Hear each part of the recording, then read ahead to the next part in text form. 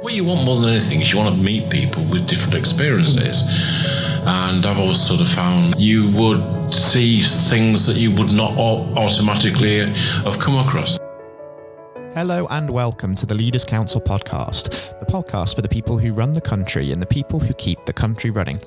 I'm Scott Challinor, and in each episode, I'm joined by a director, a CEO, a CFO, a government minister, a chairman, a president, and who knows, maybe one day, even the Duke of Sussex, or just Harry, as he's now known. The aim here is to discover who these people are, the people who get up each morning and make this country work. We discuss everything from inspiring quotations to children's education in this episode, and of course the innovation and success that makes it all worthwhile in the end. We also get their take on the current economic and political landscape here in the UK. I'm delighted today to be joined by Claire Dimpfl, the owner and head of Tadpoles Nursery School in Chelsea. Plato once said, "Do not keep children to their studies by compulsion, but by play." And it's fair to say that that's very much the approach that Claire and Tadpoles Nursery are championing. So without further ado, ladies and gentlemen, I present Claire Dimpfl. Claire, welcome. It's an absolute pleasure having you on the programme with us today. Thank you very much for joining us. Thank you. Thank you very much for having me. It's a very interesting time to be chatting. Oh, it certainly is. Of course, Claire, you're an early years provider setting in West London with around sort of 21 employees under you and well over 100 students on roll as well. With that all is of right. this, that's going on, how has it been for you trying to navigate the last few weeks, essentially? It's been a huge challenge, actually. Very interesting, but a huge challenge.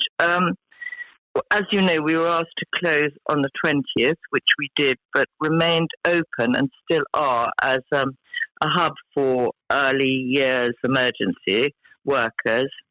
We joined in with another nursery just down the road for that. And my staff, our site is actually effectively closed. My staff are walking children down to the other site every day, which I think shows their absolute amazing loyalty and dedication. It's been very hard because I don't wish to. The government offer a furlough is terrific, but we don't wish to do that. I don't want to furlough my staff because we're hoping to offer a full-time early years curriculum with all their early years foundation stage and everything going forward into the next term to support and help parents at home.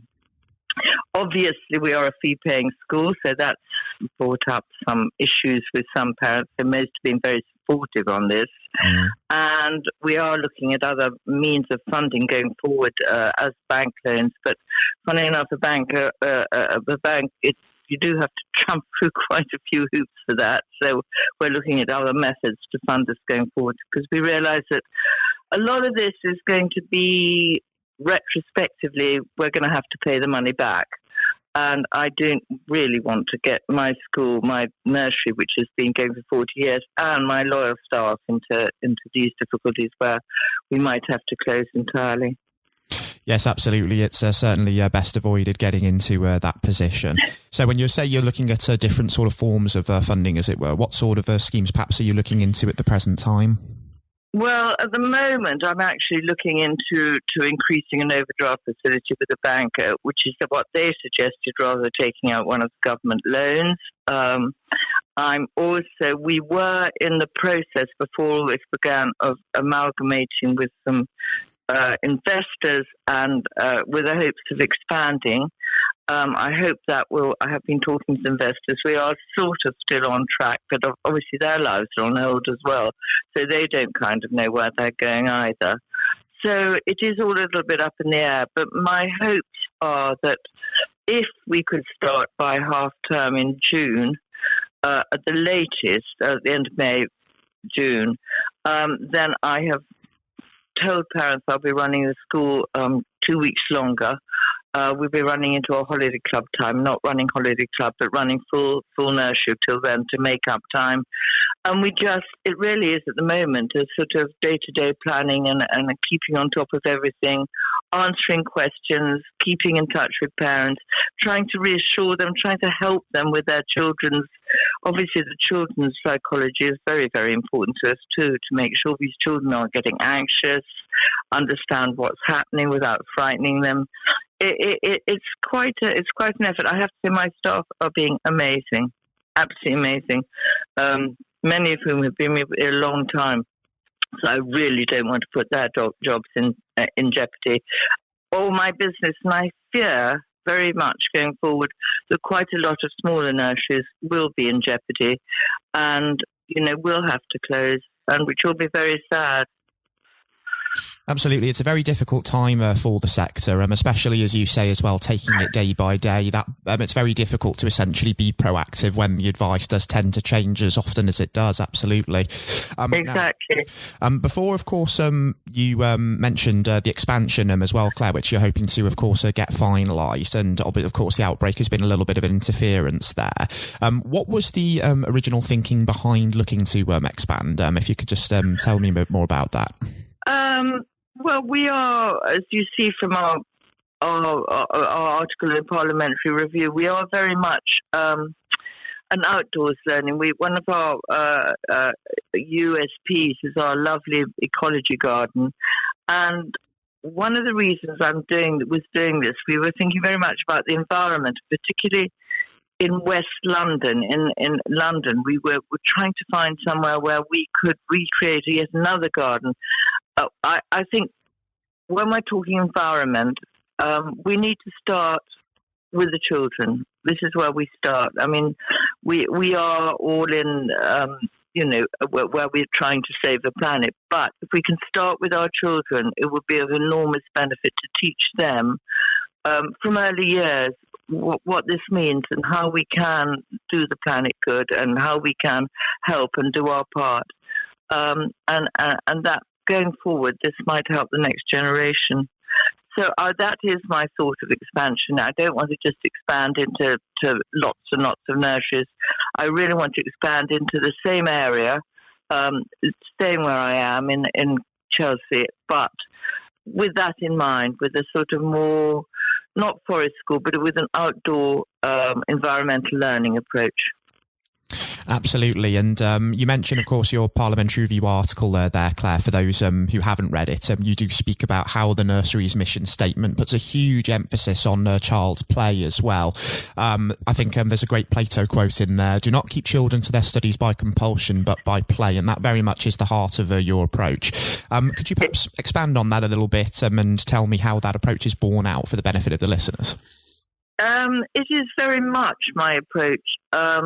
We don't, with children, we have to take them all as individuals, and some children actually do settle well and love learning through writing and reading and drawing. But some children really do need the physical play, the outside, the being able to explore, being able to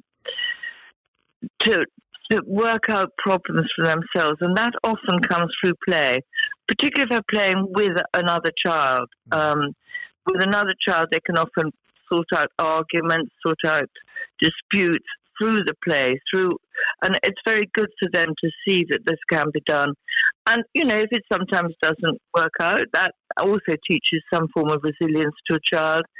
And it's really vital that this happens. And for some children who are actually having problems, maybe with playing with other children, we do sort of set up things like a sort of Lego club where they play together. We don't interfere, but we'll watch them play together to make sure they understand the sharing aspect. And particularly with children who have specific needs, this can be, and are quite isolated, this can be very helpful. But all done through play. Outside play, physical play is of enormous importance, particularly to boys. I hate talking about boys and girls not being the same, but they're not. And boys really do need huge amounts of physical play. And I hope at this moment when they are at home that they are getting the physical outside that they need wherever possible, because this is really vital to their development. Absolutely, and the expansion really giving them more exposure to that outdoor environment is only going to complement that, isn't it? It is. Well, this is what we're hoping very much. But, we have yet to get... We were in very, very early stages of this move, and of course, it's very much on ice at the moment. Yes, and let's hope very much so that beyond the outbreak, that can start to be borne out, absolutely. I also understand from your review article, Claire, that to ensure everything does run smoothly behind the scenes, your staff do have to undergo a lot of regular training and retraining.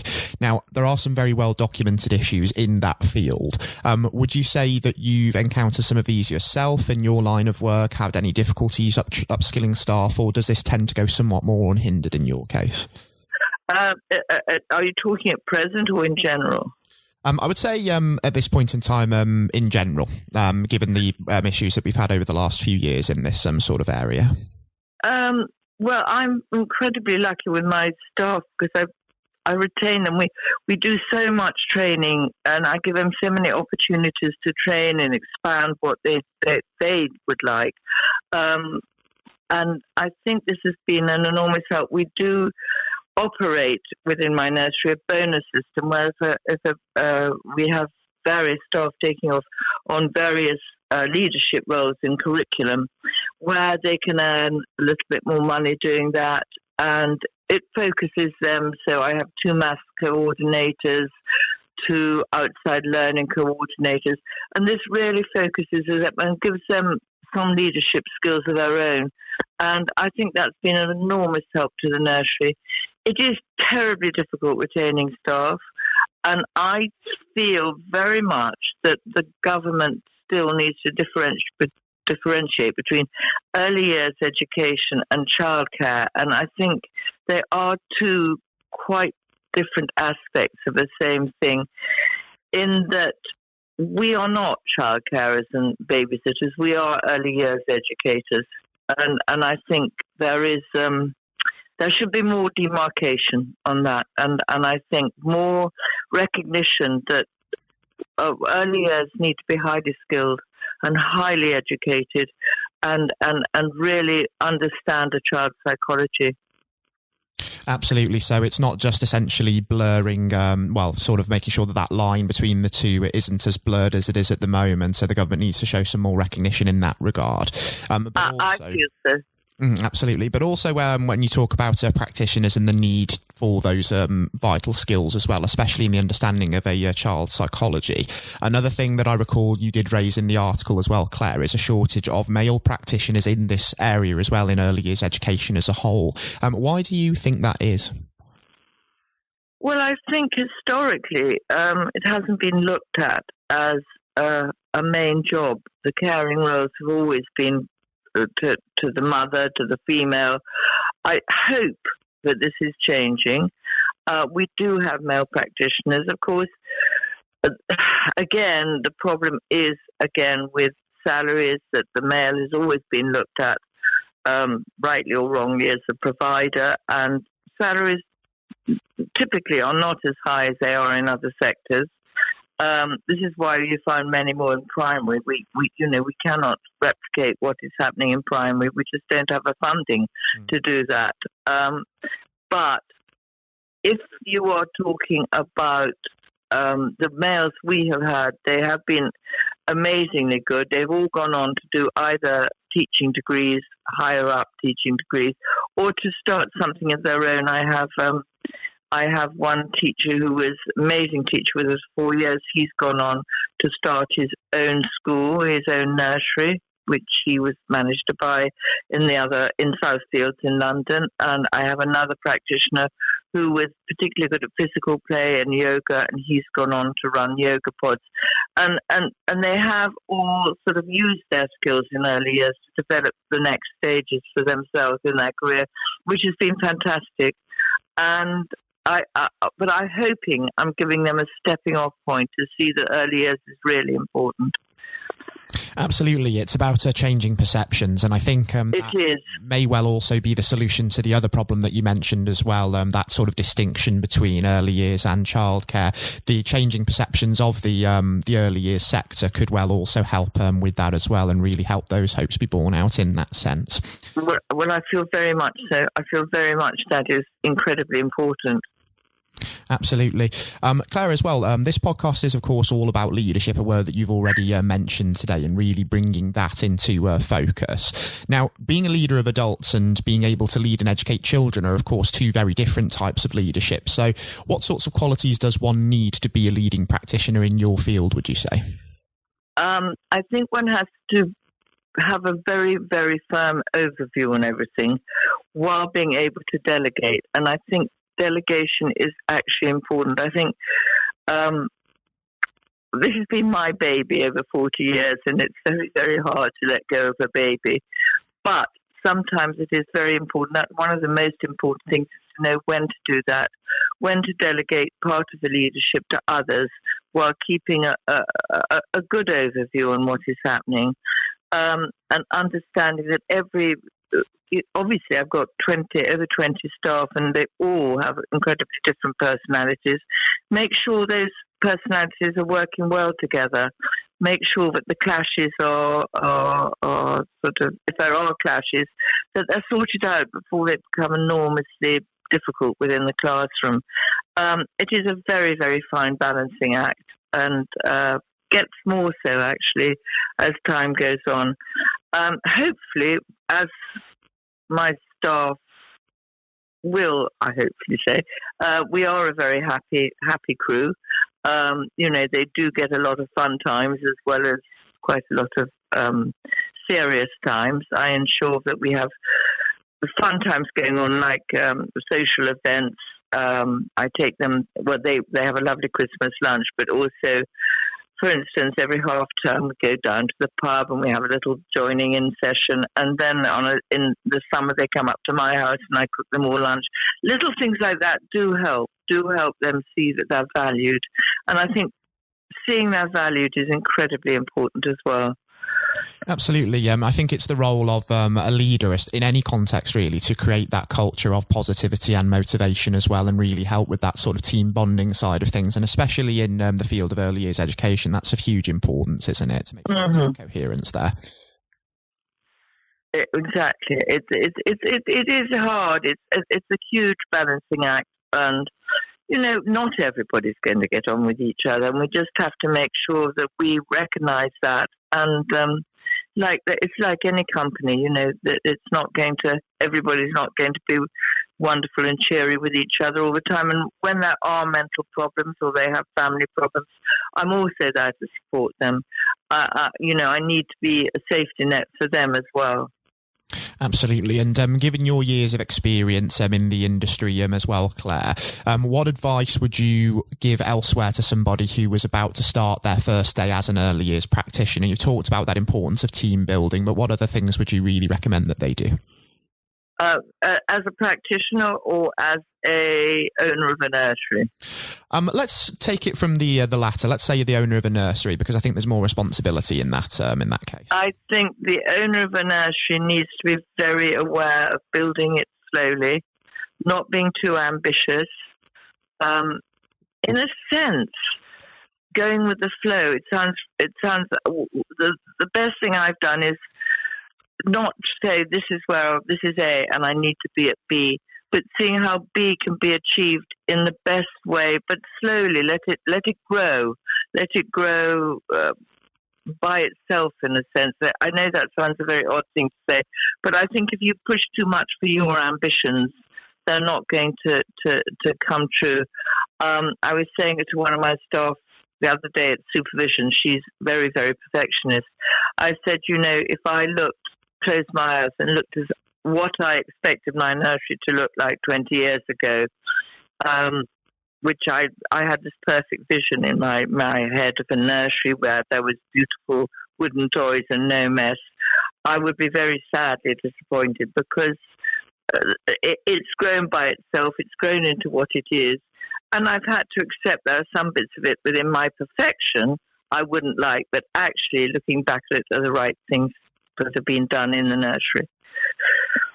Absolutely. It's always good to look back on such issues retrospectively as well, because, again, you can reflect on the decisions that have been made.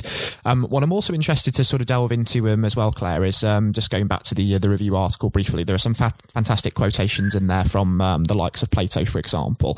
But have there been any figures who've perhaps been an influence on your style of leadership within the nursery?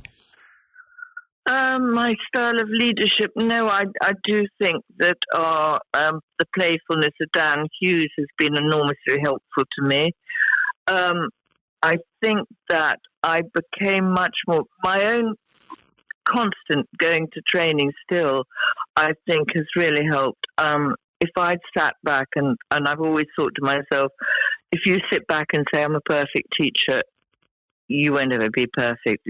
Nobody can ever be perfect. You need to go on expanding, training, and you need to have a love for it. So I think what really has helped me was about 6-7 years ago, going to train as a play therapist really made me understand the very, very big importance of the psychology of the young mind, of the pre-fives. Yes, Montessori was fantastically important and still is, but I think it's really just ongoing and picking the bits that are important, of which are lots of amazing people out there doing incredible things, and really understanding that one should go on with this learning all the time throughout one's life. It should never stop, because once it stops and you think, there you are, my school's perfect, you failed, really. If you know what I mean. It isn't going to be perfect. You need to go on with it. So I think just pulling in all the different influences has been very, very important to me. Yes, and it's positive that there are so many influences there as well. Because interestingly, you mentioned there that it's a constant learning process, and some people might believe that great leaders, great teachers are simply just born with innate qualities that make them good at what they do. But that's not necessarily the case, is it? It is a learning process. It's a process of development. Absolutely. I mean, of course. I mean, it is a process of development. And if a teacher stays where they've been for 10, 20 years without learning anything new, they're never going to really be a very inspiring teacher. Actually, they'll probably get bored, but same old things, same old responses. So it is incredibly important that their minds are always open to the new, the different, the exciting. It is so exciting teaching small children and helping their minds develop. And teachers always say, or parents always say, somebody said something very funny today. All children say something funny, but also children say things which are very profound. And you need to listen to their voice very, very carefully. Everything I do in nursery should be led by the children's voice as well. That's so important. Yes, it's a huge quality, an integral quality, in fact, in being a leader, having that ability to listen in any context. But in this one, it's especially important, as you've just outlined there. Yeah, well, I mean, to me, the adult voice is important, but listen to the child. Listen to the child. They will tell you. They will always tell you the truth. Yes, absolutely. You do, of course, hear it said quite often that especially a child's eyes are unable to tell lies. So I agree with you there completely, Claire. It's very, very true. As well as what's going on in the current climate with, of course, the outbreak and the fact that lots of nurseries are having to close, and there are, of course, a lot of financial worries there on the one hand. What would you say are the main challenges that the sector is having to grapple with at the moment, other than that? I think actually the sector, but also parents, I think that at least my nursery, I think the sector itself this is going to be an enormous challenge to them. And I think that we need to be seen to be offering to parents a curriculum they can go on with their child. Not a strict and rigid curriculum, but ideas for play, ideas for everything that we can do. We've set up something called Tadpoles Clubs on their Instagram, I hope I'm allowed to say that, where we're putting in, this is just the holidays, we're just putting in little things. My teachers reading stories, my teachers doing little games, my teachers doing the tours of our garden at school, showing how things are growing. So that's for now. But I think going forward, as we don't have a timeline on this, the parents are going to need more input from us as to how we can help with a child's psychology. I think that we are sort of wanting to, from next term, we are in holidays now, which we are very much sticking to, wanting to sort of show the parents that we are there with our early years foundation stage, but not stressing them, because we have to recognise that some of these poor parents have 3 or 4 children at home, and to try and deliver curriculums to all of them, I think the poor parent will be going absolutely crazy. So we need to sort of make sure that they're not getting stressed about this as well. It is a question of a fine balancing act. And I do think that some nurseries are going to find this very, very hard to deliver. The smaller nurseries, the nurseries who aren't perhaps as well prepared as we have been, because once I think it started happening about March 8th, that parents were self-isolating with their children, taking them out of sheer fear. And we realised then that we were going to have to probably set up something outside. So we did have fair warning. We have been able to do it. But I do think quite a few nurseries will have been caught on the hop over this. Yes, and that's a real shame. I have to say, Claire, you mentioned very interestingly there your use of Instagram and other sources in that sense. I think given the situation, I mean, it is an opportunity for nurseries that are still running to really take advantage of that opportunity of using more interactive learning mediums, isn't it? That will be the way forward just for the interim period. I think it's the only way. But I think also to contact with their parents. All my teachers all have key children, and they're in constant contact with the parents of those key children, as am I, to ensure that if a child is having difficulties over this, tantrums will be a thing going forward, I think you will find, because I fear that children will be anxious because they will know that their parents are anxious, and atmospheres affect children in so many different ways. So it's giving that sort of help to parents, as well as the sort of just ideas and, we can do this, we can do that, which are lovely.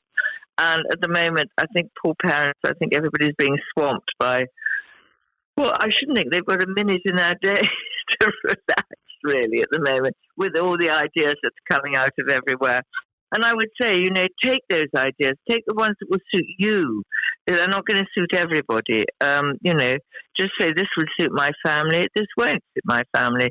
And I think going forward, that is all we can do. And we were there like a sort of a ship with a rudder going forward and hoping that, people will come to us if they need us. Absolutely, and that idea of translating ideas into things that work for individual families and things which will enhance that family dynamic and atmosphere is hugely important, because it's not just about, of course, keeping a child occupied, it's about trying to sort of lift that anxiety in the home that's going on at the moment, isn't it? Exactly. And yeah. No, continue. No, absolutely. I was about to say that I completely agree with you, Claire, that, like I say, I mean, one of the big issues here is that children do essentially feel that their parents are anxious, and that affects their mood. It of course, causes tantrums within the home. So it's important to try and ease that sort of negativity as well. It is very important. And, I do expect parents themselves are going to be going, with all having a husband or a wife, who either of which are birthing, working usually, or both working at home constantly. It's learning the routines of dividing that labour with the children, of one not being left all day with them and the other not being left half a day with them, and it's just such an unusual situation, and learning your way through it is going to be really tough for everybody. And as I say again, with 3 or 4 children, you might have one who's practice, trying to do GCSEs, one who's in primary, one in early years. You've got all those children to cater. You've got lots of children to cater for. It's trying to set up, most importantly, I think, is routines. Routines where the child can do things for themselves as well. But children love, particularly young children, love a routine. So, if they have snack time, we will be putting out our routines. Okay, this is when they have snack time at school. Maybe you can replicate that at home. Using the same as we do, sort of cut up fruit, helping them cut the fruit, that sort of thing. I have recommended not too much baking because I think if they get too much sort of sugar, particularly sweet baking, we might have all these children on a massive sugar high. So I have been sort of trying to say to parents, try and keep to the normal, really. As far as you can. Yes, absolutely right. And the importance of the routine is it's integral, isn't it? Not just, of course, for a child's psychology, because it is something that they do enjoy, but also for their general health as well. It's absolutely massive. Oh, it is massive, and it's really, really important. And we don't. I really don't want to overburden parents with everything we're doing. But what I have said, I've just put out letter days. These are what we'll be doing, but you don't have to do it all in one day. You don't, just because I've put out a curriculum. I will be putting out a curriculum starting in April. You don't have to stick entirely to it. So if a child doesn't want to do it, rather like a nursery, we wouldn't force them to do it. So, think out of the box a little bit on that. Absolutely. And I think it will certainly resonate, the fact that nurseries like yourselves are really trying to be there at this time, really trying to thrust ideas into the home and come up with things that really work in the family dynamic and are really going to sort of help children maintain that day-to-day activity and really make sure that they are in the best place when they do eventually come to return to their education as well. I think that's... Exactly. And finally, Claire, before we do wrap things up today, what I would really like to understand is what you think the next few months are going to hold for yourself, for Tadpoles Nursery, and what you really hope to achieve in that time, especially beyond COVID-19. I hope to just achieve a sense of some normality for the child, some help for parents, to keep my school running and going so we have something to look forward to when this eventually ends, something to grow for, something that my school should be continue into a happy, safe and secure future. At the moment we are sailing uncharted waters, but this is what I am trying to achieve. Absolutely. And let's hope that we do start seeing some real tangible progress with that sooner rather than later, and that upward trajectory does begin before too long. The light at the end of the tunnel, as we say, we don't know how long it will be until we see that, but let's hope that it is sooner rather than later indeed. Well, I think actually a lot of good is going to come out of this for society, as well as the tragedy of what's happening with so many people ill and dying. But I think as a society, we should come out of this a bit more cohesive, a bit more understanding of each other, with any hope that should be achieved. And so I think the light might be very good at the end of the tunnel eventually. Yes, I agree with you. There's a great deal of potential coming out the end of this to emerge, not just as a stronger nation, but also a more cohesive one as well in every walk of life. I have to say, Claire, it's been an absolute pleasure and also incredibly insightful having you on the programme today. And thank you very much. It's been lovely talking to you. Likewise, and I also think it would be fantastic to perhaps have you back on in a few months' time to look at all of this retrospectively once again and just see how things have panned out in that respect. So thanks ever so much for taking the time to speak with me today. Well, I'd love to do that, and thank you very much for this morning as well. It's been wonderful, Claire, and most importantly as well, thanks so much for being willing to share your views with our listeners as well. Yes, and keep well and healthy yourself. Absolutely, very important in these times. Do take care. Thank you. I hope you all enjoyed my interview with Claire, and especially learning more about the challenges facing the early years education sector and how the whole team at Tadpoles Nursery continues to raise standards. If you've not heard it before, coming up next is Jonathan White's exclusive conversation with Leaders' Council Chairman and former Education Secretary, Lord David Blunkett. I hope you enjoy listening just as much as Jonathan enjoyed speaking to David. Here it is now.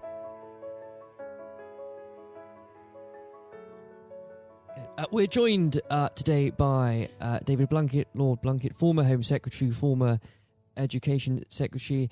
David, thank you very much for joining us today. You're very welcome. It's always a pleasure, but since we are talking around the theme of leadership, it would be remiss of me if we didn't start with the leadership election going on in the Labour Party. Apart from, I'm sure, your delight that a certain someone is leaving a post, what are your thoughts on it so far? Well, I think the party membership have got to make a very clear decision. Are they in the stands watching, or are they on the pitch playing? And if they want to play, then the two candidates that are in for the future are Lisa Nandy and Keir Starmer. I'm personally backing Lisa because I think she's a brave woman with a tremendous amount to give. She's got really good, positive ideas. I like them because they're about building from the community rather than command and control from the centre. They're about a new form of social democracy and socialism rather than trying to replicate a failed past. And she can reach out to people that others can't. So I'm giving her my backing. I think Keir Starmer is very professional, very able, and presents extremely well. And I hope that one of those two actually come through in the election on the 4th of April. There has been a lot of criticism, especially from four candidates a little further left than them, who've criticised even the last Labour government as being part of 40 years of Thatcherism. Yes, I think it's really unfortunate, particularly when new MPs come in having seen large swathes of their colleagues lose their seat, to roll up the 13 years of Labour government with everything that I'm so proud of. I mean, we were not neoliberals or anything like it. We were able, in the first 10 years certainly, which I played a part in, to be able to turn the economy around, to invest in health and education, to be able to transform people's aspirations and their hopes for the future. And that included ensuring people got the minimum wage, which we never had before, Sure Start to nurture youngsters from the moment they were born, transformation in the quality of education. And all these things actually add up to helping people to improve and change their lives for the better. And anyone who thinks that's not good and that isn't a government to be proud of needs to answer the question, what shibboleth is it that you would want that would actually have done more to change those lives? I can think of two or three myself in terms of dramatically taking on inequality, although 500,000 children were taken out of poverty in those years.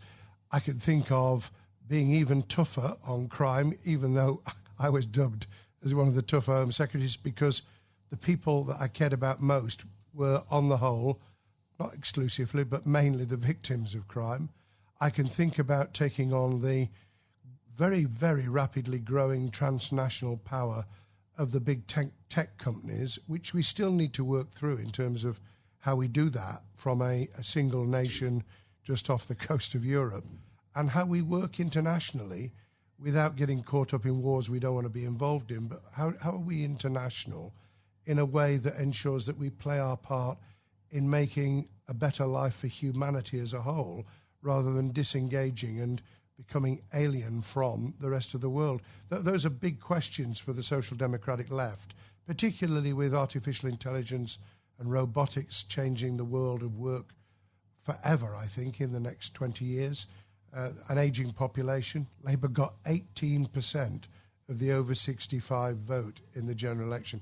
Just 18%. It's staggeringly. It's extraordinary. Staggeringly bad. And climate change, which we all know is going to be either a big gain or a terrific political trauma. We've got to take people with us. No matter which political party it is, the changes that will occur in this decade especially will determine their future ideologies, certainly. And speaking of your time as Home Secretary in government, you worked with so many different individuals of all political stripes and none at all. Is there someone, and on the theme of leadership, that stands out to you that embodies some of those qualities you described earlier? Yes, I mean, it's on the theme of bottom up. It was some of the most inspiring head teachers and classroom teachers who, in really, really difficult circumstances, were actually transforming the life chances of children by inspiring those children to want to learn, to, if you like, lighting a candle inside them, giving them a window on the world, which created an inquiring mind and an understanding that the world was their oyster, that they could do things with support. My philosophy has always been mutuality and reciprocity. We need mutuality to support each other. We need reciprocity in terms of understanding that we don't just take, we give a lot as well. And I suppose that really comes down to if you're prepared to do something for yourself, we're prepared to do something to help you. And that's fundamentally in education, but it is in all sorts of walks of life as well. So you can have innovation, you can have entrepreneurship and creativity in business, you can have the way in which people turn things around for themselves. Small businesses have done that, the contribution to new ways of doing things, of thinking differently about our economy. Those are all grit to the mill. Those are the things we need to do. And we can do them together. It's not that you're on the side of the devil if you're an entrepreneur, or you're on the side of the angels if you work in public services. We are dependent on each other. You can't have one without the other. Yes. And I think, to coin a term, extraordinary, ordinary people, and especially when it comes to, given your answer, David, to teachers, to carers, people that honestly don't get the recognition they deserve on a day-to-day basis. And without them, half of society wouldn't function. Completely. I call it civil society, which functions even when government isn't functioning. It's the glue that holds things together. It's people working and living and having their being together and recognising that they are dependent on each other. I've obviously met incredibly inspiring leaders in a different vein. I was very fortunate to have met Nelson Mandela 3 times. I met Bill Clinton a number of times, both of whom, in very, very different ways, were inspiring leaders. I've met people in leadership positions who couldn't take a decision to save their lives.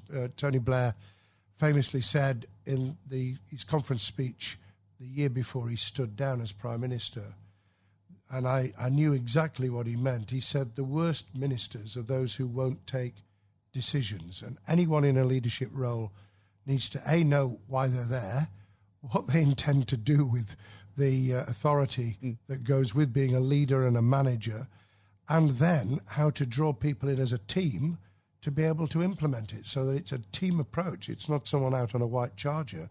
It's someone who can mobilize, motivate, provide incentives for people to feel that they're part of the solution as well.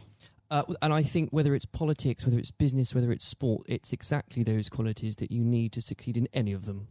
Yes, it is. And if people recognise that and they have a clear idea themselves, they have and build, because you can build, leadership qualities. They know how to manage their own time and their own emotions, because we all, from time to time, feel like really losing our temper, and I don't pretend for a minute over the years that I haven't. How to control your own feelings and emotion, and how to bring the best out in other people's. How you work out that people who are really good don't threaten you, they complement you. People who have complementary skills to you are really valuable. And I suppose the ability to listen, not just for its own sake, but to listen because you are conglomerating, I suppose you would call it plagiarizing, thoughts, ideas, ways forward from everyone around you. I often think that football managers wouldn't do too bad a job if they actually talked to the fans after the game. Well, everyone knows, David, you're a big Sheffield Wednesday fan. I know. Can't be easy having to hear the praise of Chris Wilder and Sheffield United every week after week. No, it isn't, although it's damn good for Sheffield, so I'm being a bit magnanimous at the moment. That's very good about of you. Sheffield United in the Premier League, because it's change. It does change. It lifts the image of the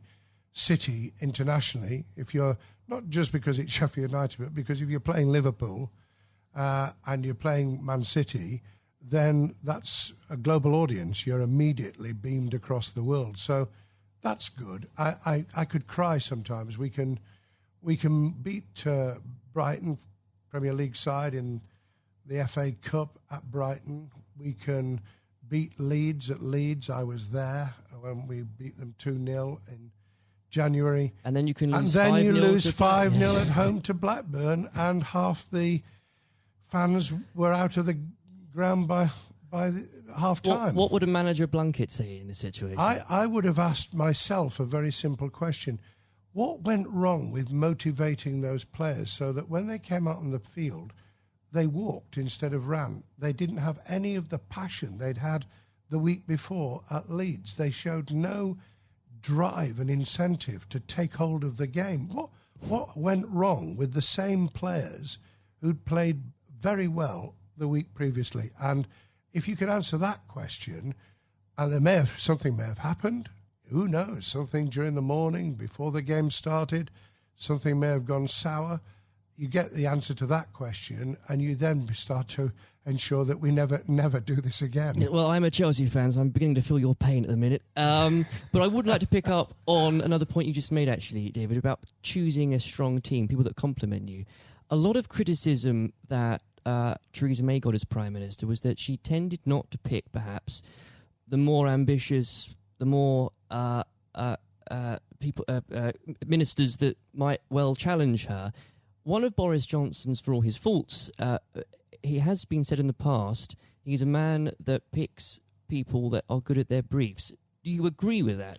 Well, I'll reserve judgment on that until I see the outcome of the reshuffle, which, as we record this podcast, has not yet happened. And I imagine I would be very surprised if he didn't have quite a brutal reshuffle, not just to get people in who he likes, but people who are going to be really sparky and able and clear at doing the job, because you can have all the best ideas in the world, you can pronounce on what you're going to do, but if you haven't got leaders in those departments prepared to do it, if they're just toadies, by the way, and there is a tendency, a new Prime Minister, large majority, got to be very careful that you don't pick people because you're receiving the echo of your own voice when you're speaking to them, but get able people in. I won't comment on some of the less able, but there are clearly in the cabinet as I speak at the moment people who are really just not up to it. I mean, incidentally, anyone who won't be cross-examined by decent journalists on the BBC, who've changed their minds recently about Sky, isn't worth their salt. But part of being cross-questioned is to demonstrate to yourself that you've got a grasp of your brief, that you believe in it, and that you can persuade people of it.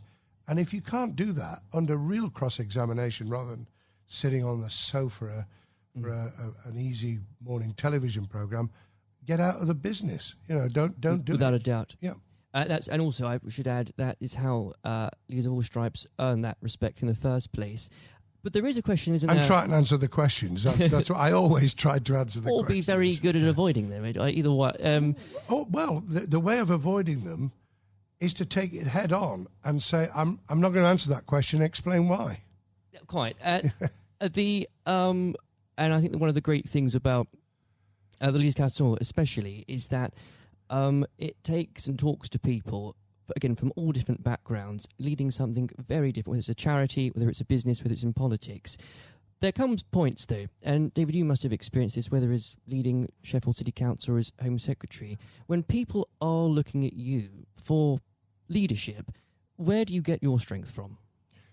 I think there's something inside all of us. There's a tenacity, there's an ambition, there's a desire to get things done, to make a difference inside you, whether you're in public service, the charities, or you're driving a business that actually says, this is why I get up in the morning. So you've got to have something internal to yourself. The second is the satisfaction you get back, because you do, from seeing things change for the better. You can take pride without being egotistical. There's nothing wrong with being proud of what you do and to want to do it even better. And that's why you need both sharp minds around you. In my case, it was special advisors as well as ministers. I pretty well picked my ministers. Sometimes Tony asked me to take people who I was a little bit iffy about, and we had to meld people into the team. I was able to pick all my own special advisors, and that really did make a difference.